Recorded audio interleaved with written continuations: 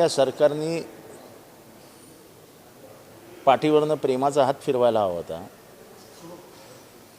त्या वयोगटाच्या पाठीवर काठ्या मारण्यातच चूक झाली. एक जी भीती असते तीच निघून गेली. शेवटी भीती भीती भीती भीती भीती ठीक आहे. म्हणजे वाघ म्हटलं तरी खाणार आहे आणि वाघोबा म्हटलं तरी खाणारच आहे म्हटल्यावर ती भीतीच नाहीची होती. ती भीती नाहीशी झाली त्या पोरांच्या मनातली. आणि तुम्ही त्यांना कितीही कोंडण्याचा प्रयत्न केला तर ते दुसऱ्या मार्गाने घुसणार आहेत. आज देशभरात पूर्ण काय जे काय आंदोलन करायचं ते करतात. तो वयच तसं असतं. त्या वयात ते बेदरकार असतात, खवळलेलं रक्त असतं आणि त्यांना तुम्ही दादागिरीने नाही शांत बसून. त्याला आईची मायाच लागते.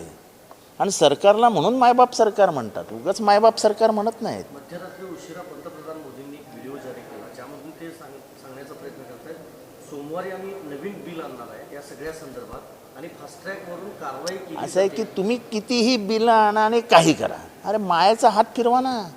तुम्ही काय करताय? पोरींना उलटं करून मारताय. आणि पुरुषांनी पोरींना हात कशाला लावायला पाहिजे? तुम्ही दादरच्या त्या पोलिसाचा व्हिडिओ बघितला, त्याने काय करतोय तो. आणि सोशल मीडियाचा जमाना आहे. तुम्हाला मी अजूनही सांगतो, हा माती भडकवणार. आता तो व्हिडिओ बघितल्यानंतर कोणालाही राग येईल. नागपूरमध्ये पोलिसांनी एका लाल ड्रेस घातलेल्या पोरीला उलटं करून पाडलं. तुम्ही पोरींशी वागताय. पार्श्वभागावरती मागच्या भागावरती दांडके मारायचे, तो दांडा आतमध्ये घालण्याचा प्रयत्न करायचा. काय विकृती आहे. सोनम वांगचुक यांचा ज्या पद्धतीने काल रात्री उपोषण सोडण्यात आलं, उपोषण सोडताना भाजपचे आरोग्यमंत्री जे.पी. नड्डा यावरून आता टीएमसीची जोरदार टीका केली. त्यामुळे सोनम वांगचुक यांनी उपोषण सोडावं, त्यांच्या हातून सोडायची गरज नव्हती. मला त्या विषयात जायचंच नाही. मला फक्त आंदोलनावर राहायचं आहे. कारण का मी विद्यार्थी जगतातनं विद्यार्थ्यांचं नेतृत्व करत इथपर्यंत पोचलो आहे. त्यामुळे मला ह्या एकंदर मुवमेंटबद्दल एक वेगळंच प्रेम आहे. मी पक्षविरहित बघतो ह्याच्याकडे. देशभरामध्ये असं कधी माहोल नव्हतं. या पोराने वेड लावलं आहे आता.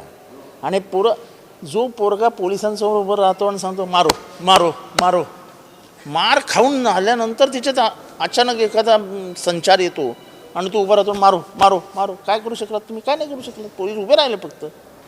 आणि ही परिस्थिती देशभरात निर्माण झाली. तो पोलिसांची जी भीती असते, वर्दीची जी भीती असते, प्रत्येकाच्या मनात एक वर्दीची भीती असते, ती भीतीच गायब झाली. एक पोलीस म्हणतो 50% पावडर टाकी ना. पावडर म्हणजे काय? पावडर म्हणजे कोकेन. आता या पोलिसाला विचारा, तुझ्याकडे 50 ग्रॅम पावडर आली कुठनं?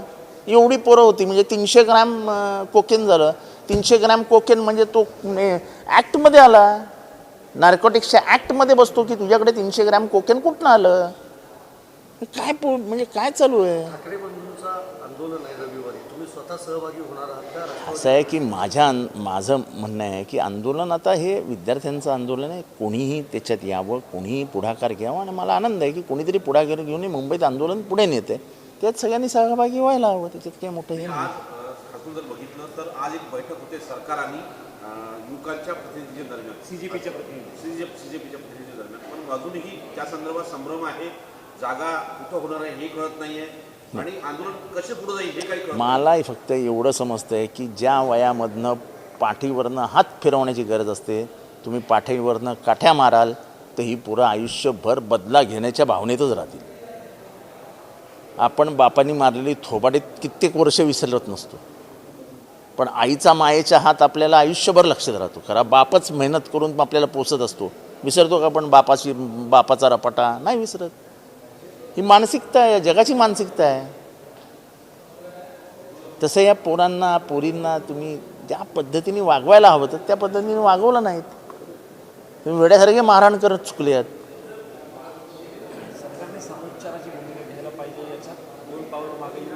नाही त्यांनी आईचीच भूमिका घ्यायला पाहिजे. तुम्ही सरकार म्हणून दादागिरी करायला जाल, लाठ्या मारायला जाल, त्यांना जखमी. आता हे जखमी जे आहेत हे आयुष्यभर तुम्हाला माफ नाही करणार. कोणाचा पाय तुटला आहे, कोणाचा डोळा फुटला आहे, कोणाच्या डोळ्याला इजा झाली आहे, हे कायम लक्षात ठेवतील की अच्छा मला मारलं होतं काय. नाही वांगचूक वगैरे हे निमित्त मात्र असतं. आता आंदोलन पोरांनी हातात घेतलं आहे, हे लक्षात घ्या. हे पोरांनी हातात घेतलेलं आंदोलन आहे.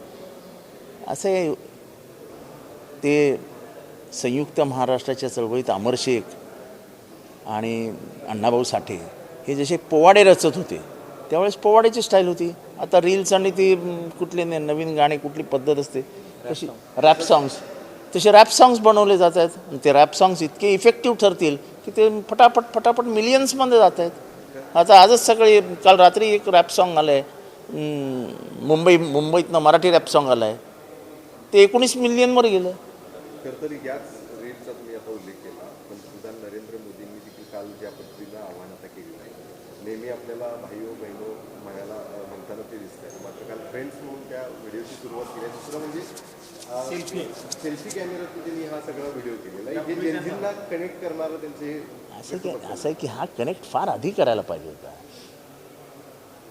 पोरगा घरातनं पळून गेल्यावरती त्याला काश्मीरमधनं पकडून आणायचा, तो पोरगा घरातनं पळणार कसा नाही हे आधी बघावं लागतं ना.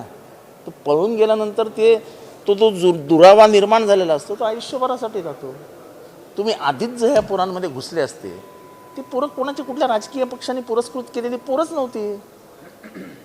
पेपर फुटेज संदर्भामध्ये नवीन कायदा करू असं ठीक आहे, आता कायदा होतील, सगळं करू.